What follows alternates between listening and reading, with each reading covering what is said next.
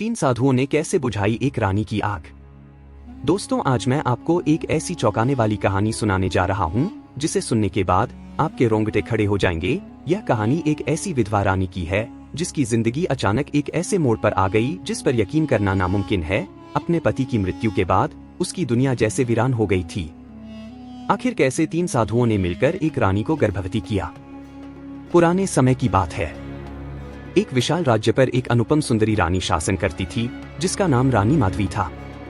उसका सौंदर्य इतना अद्वितीय था कि जब भी वह महल की बालकनी से झांकती, नगर के सभी लोग उसे देखने के लिए रुक जाते। परंतु इस सौंदर्य के पीछे एक छिपा हुआ अंधकार था, उसकी वासना की आग जो कभी शांत नहीं होती थी। रानी माधवी का पति राजा अर्जुन सेन युद्ध में मारा गया था। वह उसे बहुत प्रेम करती थी, लेकिन जब उसका शव युद्ध भूमि से लाया गया तो उस रात पहली बार माधवी को महसूस हुआ कि उसका शरीर प्यासा था, एक ऐसी प्यास जिसे अब तक उसके पति ने बुझाया था। परंतु अब वह अकेली थी और यह प्यास बढ़ती ही जा रही थी। समय बीतता गया और धीरे धीरे यह प्यास इतनी विकराल हो गई कि उसने महल के हर पुरुष को अपने आकर्षण में बांधना शुरू कर दिया। वह अपने सैनिकों, मंत्रियों, सेवकों, दरबारियों, हर किसी को अपनी ओर खींच लेती।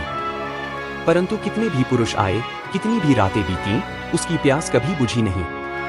एक दिन उसने अपनी सबसे भरोसेमंद दासी से कहा, क्या संसार में कोई ऐसा पुरुष नहीं जो मेरी इस तृप्त न होने वाली आग को बुझा सके? दासी डर गई, लेकिन फिर उसने कांपते हुए कहा, महारानी, सुना है कि दूर जंगल में 3 सिद्ध साधु रहते हैं। उनके पास इतनी शक्ति है कि वे किसी की भी इच्छा पूरी कर सकते हैं।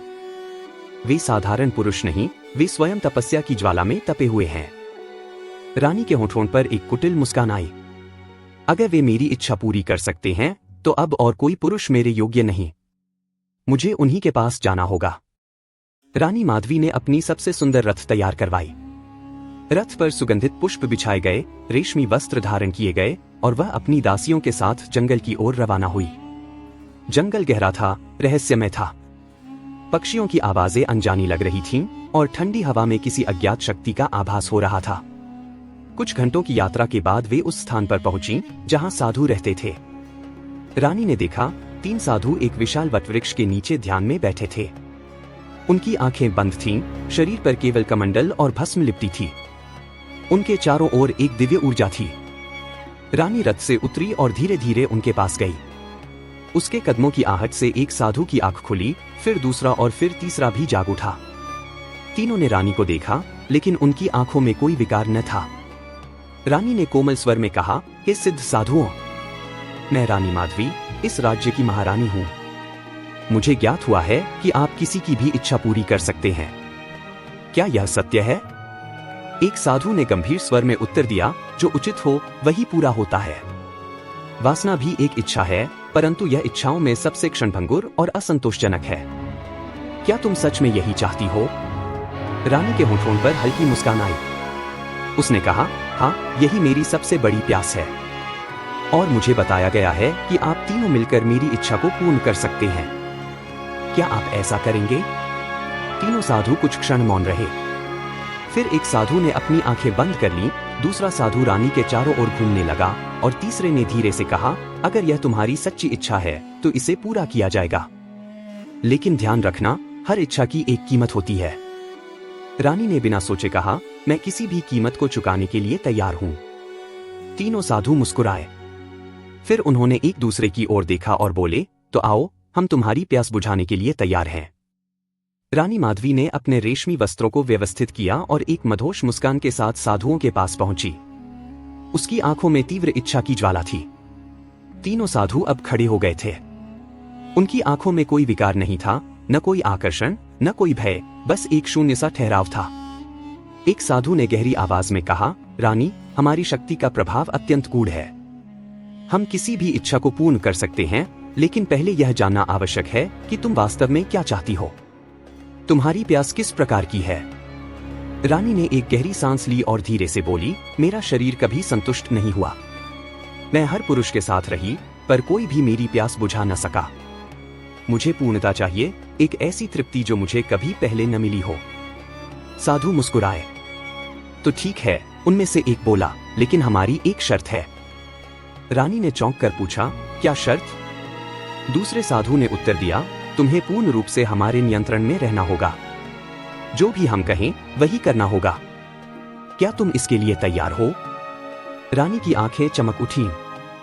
उसने बिना एक क्षण गवाए कहा, हाँ, मैं तैयार हूं। तीनों साधुओं ने एक दूसरे की ओर देखा और फिर ध्यानमग्न हो गए। उनकी आंखें बंद हो गईं, उनके होठों से रहस्यमय मंत्र फूटने लगे। वातावरण में एक विचित्र सी गर्मी महसूस होने लगी।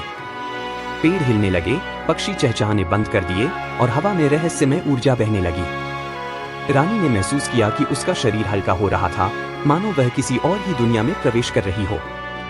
पहले साधु ने आंखें खोली और बोला, अब यह अनुष्ठान आरंभ होगा।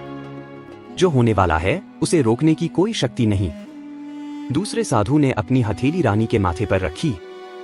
तुम्हारी प्यास बुझाने के लिए तुम्हें अपने अस्तित्व को छोड़ना होगा। क्या तुम तैयार हो? रानी माधवी का हृदय तेजी से धड़कने लगा, परंतु वह पीछे हटने वालों में से नहीं थी। उसने आंखें बंद की और कहा, हाँ, मैं तैयार हूं। तीनों साधु अब पूर्ण रूप से ध्यानमग्न हो चुके थे। जंगल के वातावरण में एक अजीब सी गर्मी फैलने लगी थी। वृक्ष हिल रहे थे, हवाएं तेज चलने लगी थीं और रानी माधवी को लगने लगा था कि वह किसी गूढ़ शक्तियों के घेरे में आ चुकी है। पहले साधु ने अपनी आंखें खोली और गंभीर स्वर में कहा, रानी, तुम्हारी वासना की प्यास केवल शारीरिक नहीं, यह आत्मा तक जली हुई है। इसे बुझाने के लिए तुम्हें स्वयं अग्निकुंड में उतरना होगा। रानी ने व्यंग्य से हंसते हुए कहा, अग्निकुंड? क्या तुम मुझे तपस्या करवाना चाहते हो? मैं यहाँ तपस्या के लिए नहीं आई, मैं तो केवल अपनी प्यास बुझाने आई हूँ। दूसरे साधु ने गंभीर स्वर में कहा, वासना की सबसे बड़ी अग्नि शरीर में नहीं, मन और आत्मा में होती है। तुमने हर पुरुष को भोगा, लेकिन फिर भी संतुष्ट नहीं हुई, क्योंकि यह प्यास शरीर की नहीं, आत्मा की है। रानी को साधुओं की बातें सुनकर क्रोध आने लगा। उसने तीखे स्वर में कहा, मुझे उपदेश मत दो। अगर तुम सच में सिद्ध हो तो मेरी इच्छा पूरी करो। अगर नहीं कर सकते तो स्वीकार कर लो कि तुम भी बाकी पुरुषों की तरह असमर्थ हो। तीसरे साधु ने हल्की मुस्कान के साथ रानी की ओर देखा और कहा, तो ठीक है, हम तुम्हारी इच्छा पूरी करेंगे, लेकिन यह अंतिम अनुभव होगा। इसके बाद तुम कुछ और चाहने के योग्य नहीं रहोगी। रानी इस चेतावनी को अनसुना कर हंस पड़ी। जो होगा देखा जाएगा। तीनों साधु अब एक त्रिकोण बनाकर बैठ गए। रानी को उनके बीच में बैठने का इशारा किया गया। वह हंसती हुई बैठ गई, लेकिन जैसे ही वह त्रिकोण के बीच आई, अचानक उसकी देह कांपने लगी। एक अजीब सी ऊर्जा उसके चारों ओर प्रवाहित होने लगी। उसके शरीर में गर्मी बढ़ने लगी, आंखों के आगे अंधेरा छाने लगा। वह चीखना चाहती थी, लेकिन उसकी आवाज बंद हो गई। पहले साधु ने मंत्र पढ़ते हुए कहा, तुम्हारी इच्छा तुम्हारी शत्रु बन चुकी है, रानी माधवी। तुमने अपने शरीर की अग्नि को शांत करने के लिए कितने ही पुरुषों का उपयोग किया, लेकिन अब तुम्हें अपनी ही वासना का सामना करना होगा। रानी का शरीर अब बेकाबू होने लगा। उसे ऐसा लग रहा था जैसे कोई अदृश्य शक्ति उसके अंदर प्रवेश कर रही हो। दूसरे साधु ने कहा, तुम्हारी यह अग्नि किसी पुरुष से नहीं बुझेगी, क्योंकि यह तुम्हारे मन की विकृति बन चुकी है। अब तुम इसका भार उठाने के लिए अभिशप्त हो। रानी चीख पड़ी, रुको, यह क्या हो रहा है? तीसरे साधु ने उसकी ओर देखा और बोला, तुमने जीवन भर केवल भोग की चाह की, तुमने प्रेम को कभी समझा ही नहीं। अब तुम्हें इसी भोग की अग्नि में जलना होगा। रानी माधवी की चीखों से पूरा जंगल गूंज उठा। उसके शरीर से आग की लपटें उठने लगी। उसका सुनहरा रूप अब विकृत होने लगा। उसकी त्वचा काली पड़ने लगी, उसकी सुंदरता भयंकरता में बदलने लगी। वह चीख रही थी, लेकिन साधु अब शांत थे। पहले साधु ने कहा, अब यह जंगल तुझे स्वीकार करेगा, क्योंकि अब तू किसी पुरुष के योग्य नहीं। दूसरे साधु ने कहा, तू स्वयं अपनी वासना की कैदी बन चुकी है। अब तू इस जंगल में भटकेगी जब तक कोई और तेरी तरह वासना की आग में जलने वाला न मिले। तीसरे साधु ने अंतिम मंत्र पढ़ा और बोले, तू अब एक रानी नहीं बल्कि एक शापित आत्मा है। तेरा शरीर अब पुरुषों को मोहित करेगा, लेकिन जो भी तुझसे मिलेगा वह उसी क्षण मृत्यु को प्राप्त होगा। रानी माधवी अब अपने ही भोग की अग्नि में जल रही थी। उसकी प्यास अब कभी नहीं बुझेगी, क्योंकि जो कोई उसे संतुष्ट करने आएगा वह उसी क्षण मर जाएगा। तीनों साधु उठे और जंगल की गहराइयों में विलीन हो गए, जैसे कभी थे ही नहीं। रानी माधवी अब अकेली थी, न सुंदरता बची, न अहंकार, न सत्ता।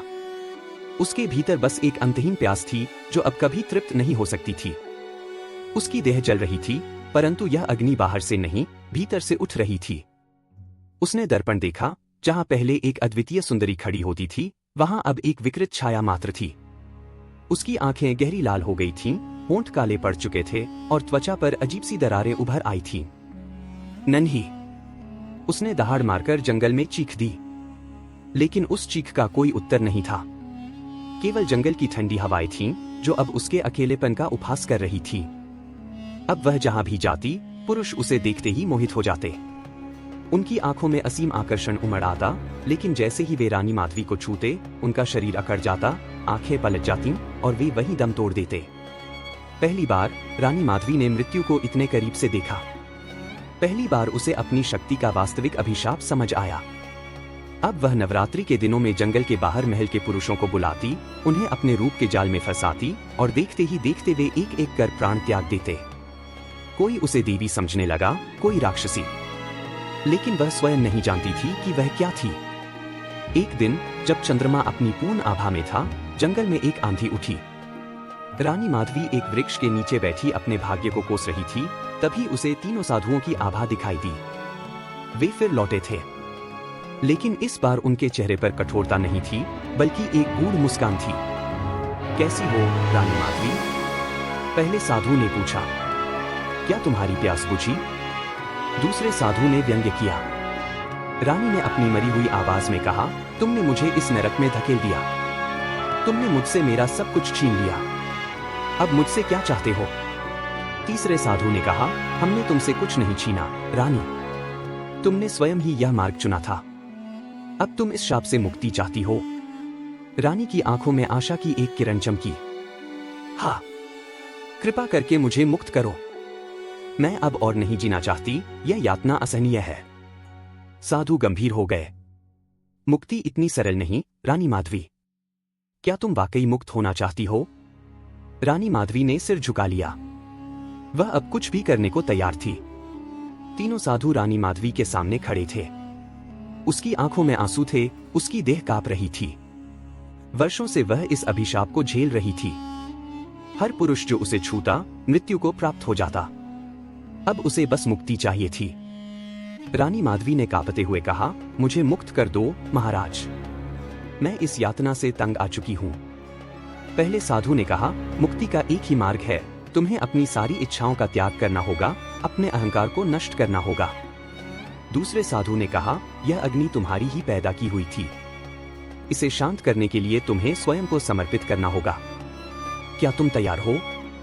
रानी माधवी ने थरथराते हुए कहा, हाँ मैं तैयार हूं। तीसरे साधु ने अपना कमंडल उठाया और उसमें से जल रानी के सिर पर छिड़का। अब इस जंगल की भूमि तुम्हें स्वीकार करेगी, लेकिन तुम्हें स्वयं को त्यागना होगा। रानी माधवी उठी और धीरे धीरे पास की नदी की ओर बढ़ी। साधुओं के निर्देशानुसार उसने अपनी आंखें बंद की और नदी में उतर गई। जैसे ही उसने जल में अपने शरीर को समर्पित किया, उसके भीतर की अग्नि ठंडी पड़ने लगी। उसकी आत्मा हल्की होने लगी। धीरे धीरे उसका शरीर जल में विलीन हो गया और एक दिव्य प्रकाश आकाश में समा गया। रानी माधवी का अभिशाप समाप्त हो चुका था। अब वह एक नई चेतना में परिवर्तित हो गई थी, वासना की आग से मुक्त, समर्पण की शक्ति से भरपूर। तीनों साधु मुस्कुराए और कहा, अब यह जंगल शुद्ध हो चुका है। एक आत्मा को मुक्ति मिल गई। और फिर वे तीनों उसी जंगल में ध्यानस्थ हो गए, जैसे कुछ हुआ ही न हो। अगर आपको यह कहानी पसंद आई हो तो लाइक करें ताकि हमें पता चले कि आपको ऐसी और कहानियां चाहिए। कमेंट करें और बताएं कि इस कहानी का सबसे पसंदीदा हिस्सा कौन सा था। सब्सक्राइब करें ताकि आप हमारी अगली रोमांचक और रहस्यमयी कहानियां मिस न करें। आपकी प्रतिक्रियाएं हमें और बेहतरीन कहानियां लिखने के लिए प्रेरित करती हैं।